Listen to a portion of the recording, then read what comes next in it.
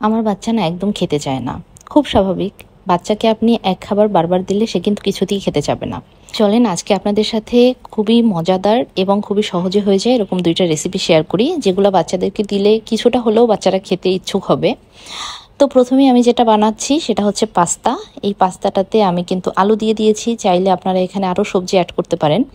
আর সাথে একটু ডিম দিয়ে দিয়েছি, তারপরে হচ্ছে একটু পেঁয়াজ, একটু হচ্ছে রসুন কুচি দিয়েছি। এগুলো একটু গরম করে তেলে তার মধ্যে হচ্ছে আমি একবারে এই সবজিগুলো আর কি বলে এটাকে পাস্তাটা দিয়ে দিয়েছি। এরপরে ডিম স্ক্রাম্বল করে দিয়ে দিলাম, আর এর সাথে অল্প একটু টমেটো সস আর হচ্ছে গোলমরিচের গুঁড়ো, ব্যাস এটুকু দিয়ে আমি পাস্তাটা বানিয়ে ফেলেছি। এটা কিন্তু বড়দেরকেও আপনারা সার্ভ করতে পারবেন আর বাচ্চাদেরকেও দিতে পারবেন।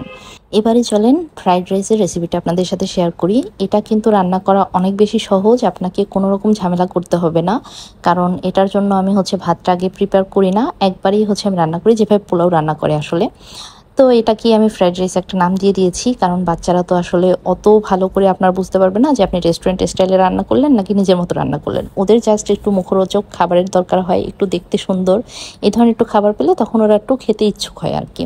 এখানে গরম তেলে প্রথমে হচ্ছে রসুন বাটা দিয়ে দিয়েছি, এখানে রসুন কুচিও দিতে পারেন। একটু ভাজা ভাজা করে নিয়ে তার মধ্যে হচ্ছে পেঁয়াজ কুচি দিয়ে তারপরে পোলার চালটা আর হচ্ছে সবজিটা একসাথে দিয়ে ভাজা ভাজা করে পরিমাণ মতো হচ্ছে পানি দিয়ে দিলাম। আর এরপরে হচ্ছে ওঠানোর আগে আগে জাস্ট একটু হচ্ছে গোলমরিচ দিয়ে দিয়েছি, চাইলে একটু টমেটো সসও দিতে পারেন, ব্যাস এটুকুই।